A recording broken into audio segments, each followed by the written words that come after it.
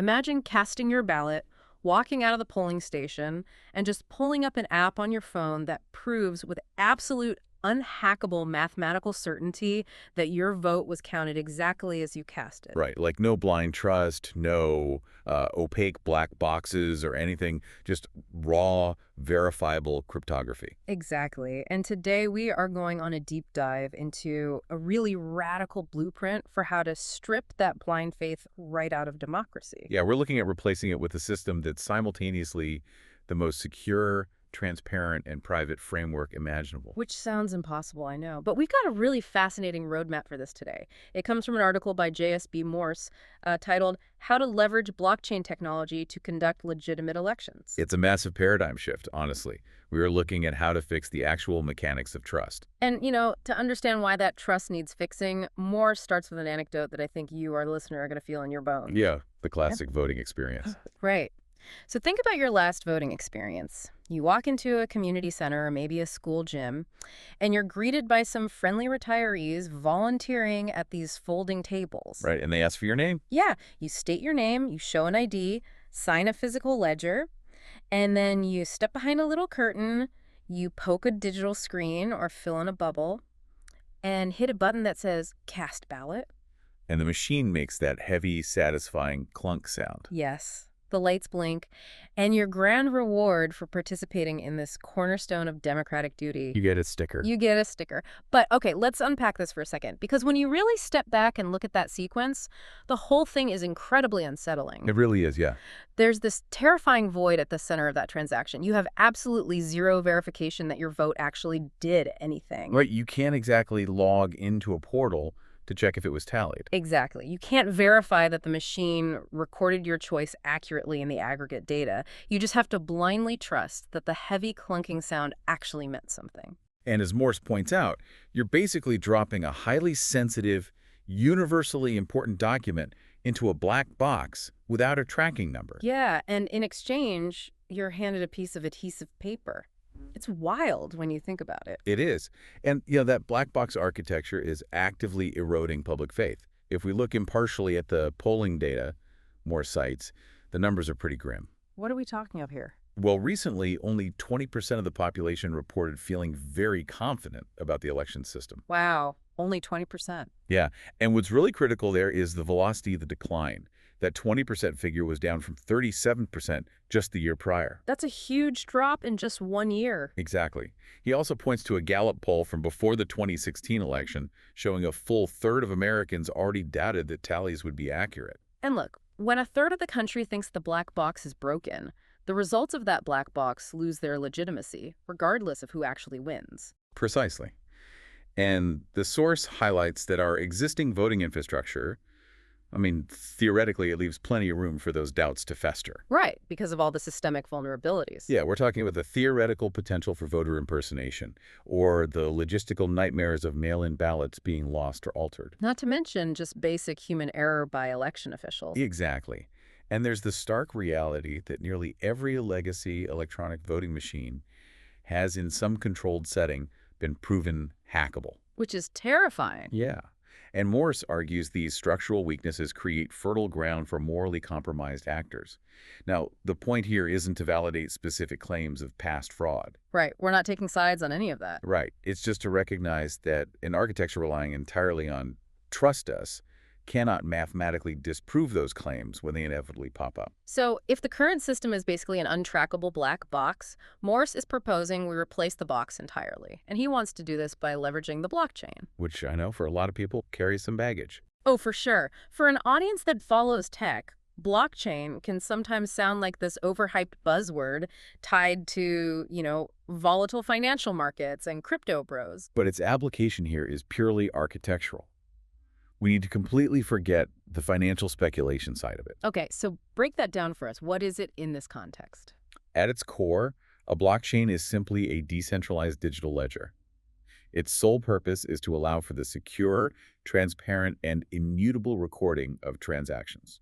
So, unlike a traditional database that sits on one server. Exactly. Normally, a database is owned by a municipality or maybe a private voting machine company. But the blockchain relies on a distributed network. Meaning it's spread out. Yeah, it's copied and constantly verified across thousands of dispersed computers, which we call nodes. Now, a lot of explanations describe this as a giant public bulletin board, but I've always kind of hated that analogy. Yeah, it doesn't really capture it. Right, because a bulletin board is still one physical thing in the center of town. If someone burns down the board, the data is gone. That's a great point. The bulletin board analogy definitely falls short. A much better way to visualize a distributed ledger is imagine a massive game of poker played over walkie-talkies by 10,000 people. Okay, 10,000 people on walkie-talkies? I like this. Right, so every single time a player makes a move, they announce it over the radio. And all 10,000 people write that exact move down in their own personal notebooks. So everyone has a copy of the game. Exactly. So if one person tries to cheat and lie about what cards were played in a previous hand, the other 9,999 people just look at their notebooks, see the discrepancy, and instantly reject the lie. There is no central dealer to bribe. Exactly. There's no single point of failure. I love that. Everyone holds the receipts. But let's talk about the ink in those notebooks, so to speak, because that's where the cryptography comes in. Right. The actual security mechanics. Yeah, because what actually stops a really sophisticated team from hacking into a few of these nodes and just changing the records of the votes? Well, that is where the chain in blockchain comes into play. It relies on a mathematical function called a hash. Okay, a hash. Think of a hash as an incredibly complex digital fingerprint for a specific block of data. If you take a block of thousands of recorded votes and run it through a hashing algorithm like SHA-256, it generates a unique string of characters. Like a long, random-looking password. Exactly. But here's the genius part. The hash of block number 2 is mathematically generated using the contents of block 2, plus the unique hash of block number 1. Oh, wait, so they are literally mathematically fused together. Yes. It creates an avalanche effect. If a malicious actor tries to go back in time and alter a single vote in block number 1, the mathematical input changes. Which means the output changes. Right. The hash for block 1 instantly scrambles into something completely different. And because block 1's hash has changed, block 2's hash is now invalid and breaks. Which breaks block 3 and 4 and so on. Exactly. The entire chain shatters the moment you tamper with a single comma. Wow. And because this ledger is distributed across all those thousands of nodes, you wouldn't just have to recalculate the massive cryptographic puzzle for the altered block in every subsequent block, right? You'd have to do it simultaneously across the majority of the computers in the network before they realize what you're doing and reject you.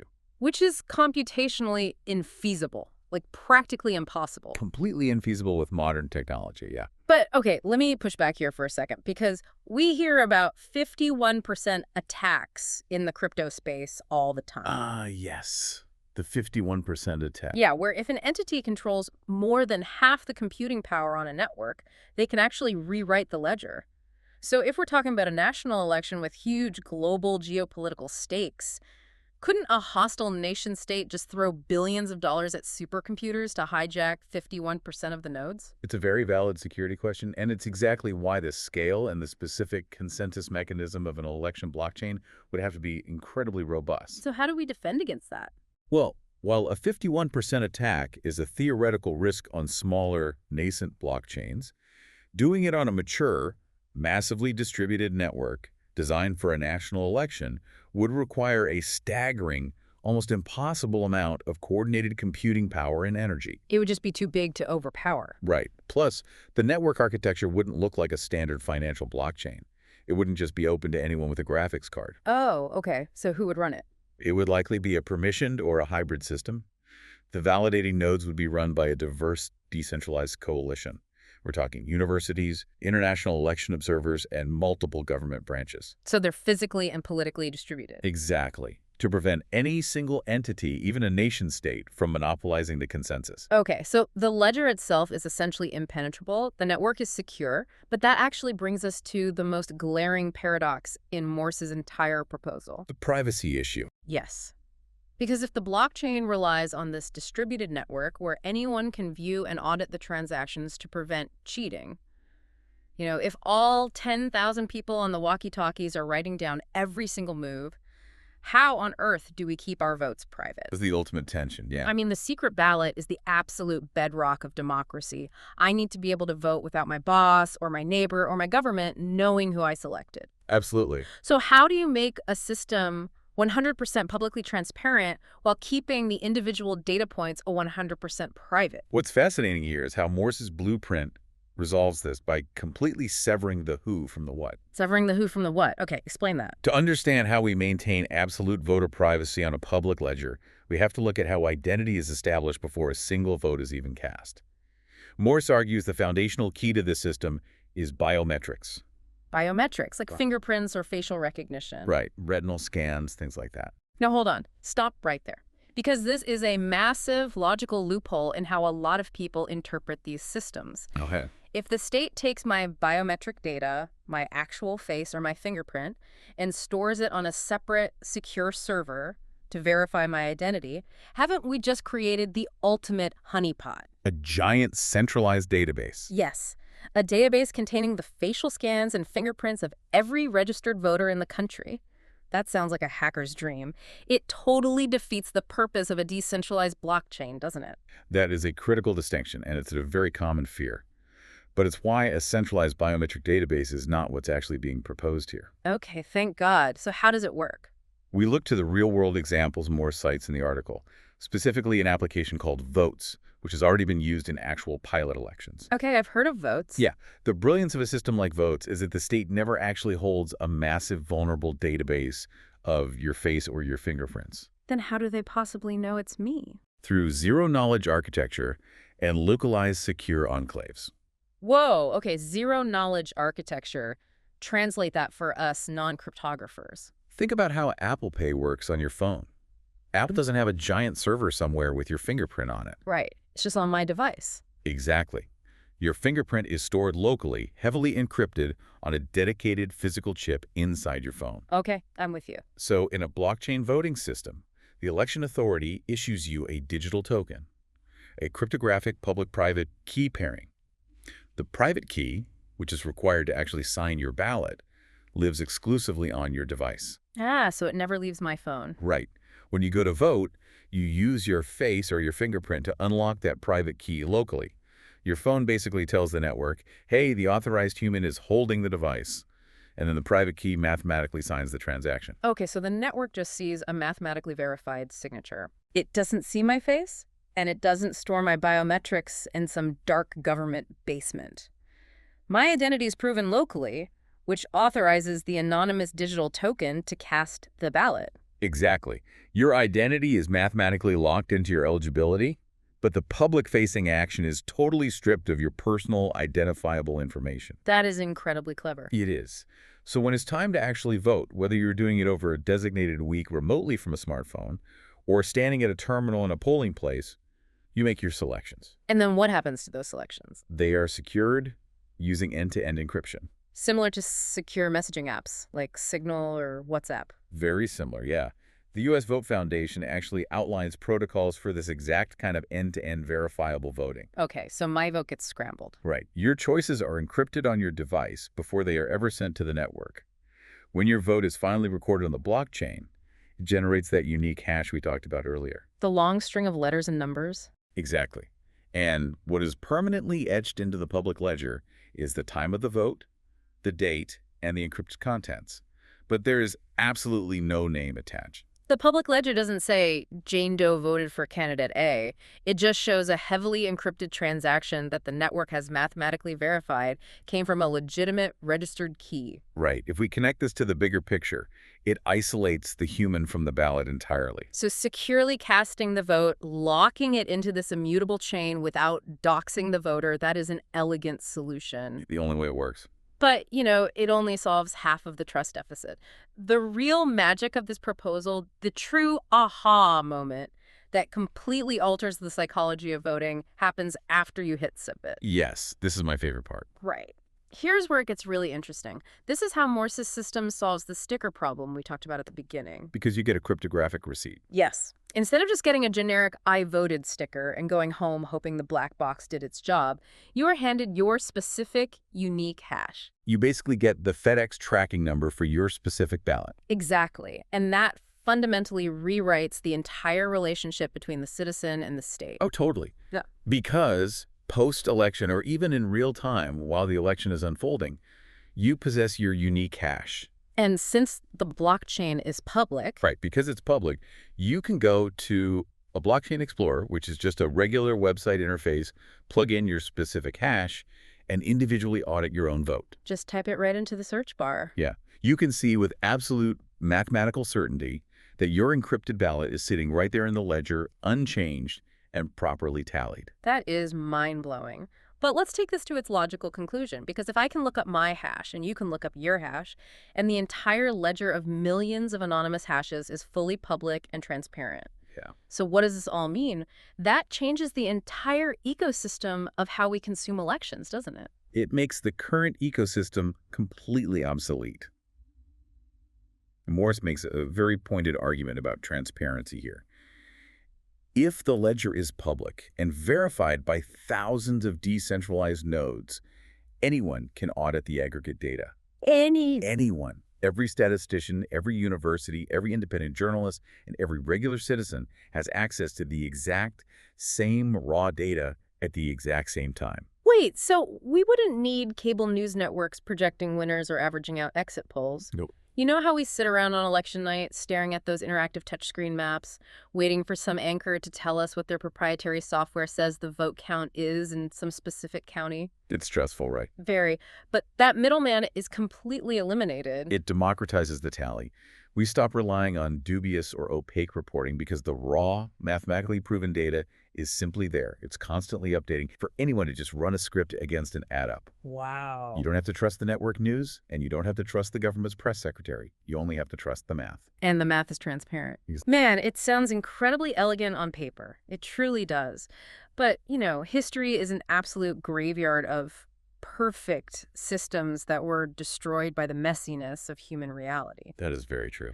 So if we are going to talk about overhauling national democracy, we have to talk about where this falls apart in the real world. This raises an important question about accessibility. Right. Let's talk about access. Because logging into a blockchain platform via biometric verification on a smartphone that assumes a baseline of technology that millions of people simply do not have. The digital divide is arguably the largest practical hurdle here.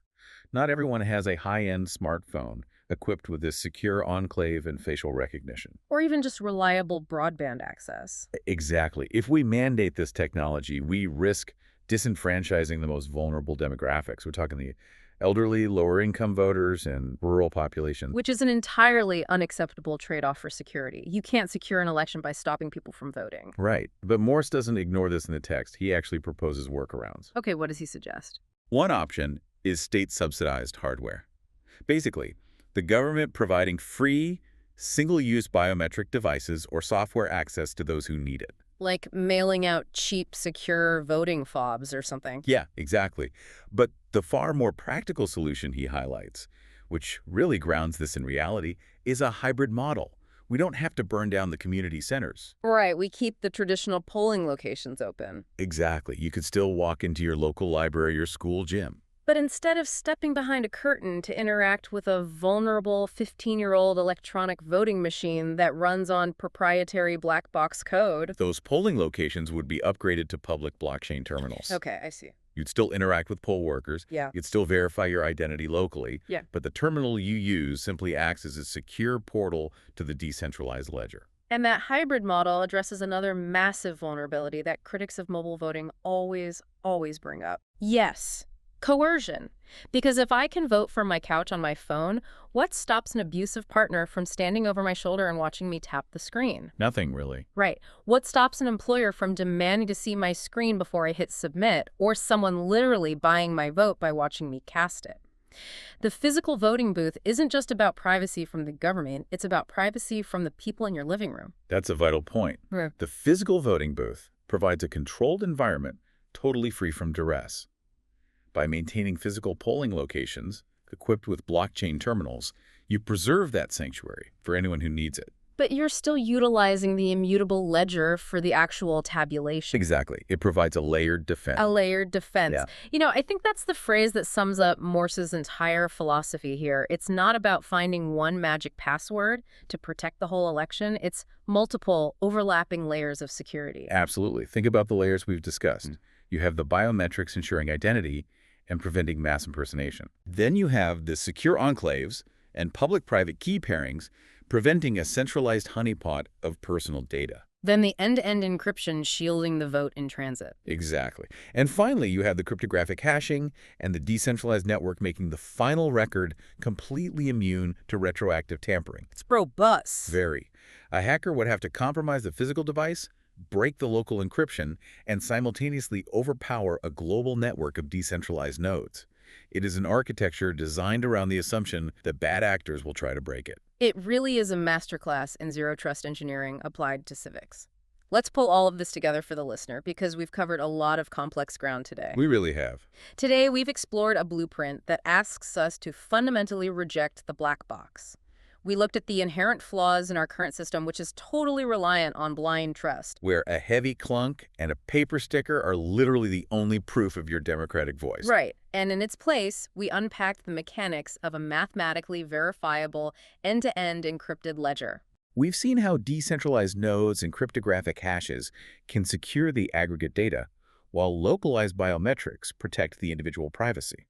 It's a massive transition. It's moving from hoping our institutions operate honestly to designing systems where dishonesty is mathematically impossible to hide. I couldn't have said it better. And, that leads to a profound shift in perspective. Once you realize that the technology currently exists to provide absolute, mathematically verifiable transparency to something as messy, complex, and high stakes as a national election, it kind of makes you look at the rest of society a little differently. Oh, absolutely. Which leaves you with something to mull over long after this deep dive ends. If we can decentralize and mathematically verify the ballot box, what other opaque institutions in our daily lives, financial systems, legal registries, corporate governance, are currently surviving entirely on our blind trust? It's a great question. And how long until those two are completely overhauled by cryptography? Think about that. Next time you are handed a piece of adhesive paper for participating in a system you can't verify, you might just find yourself asking for a cryptographic hash instead.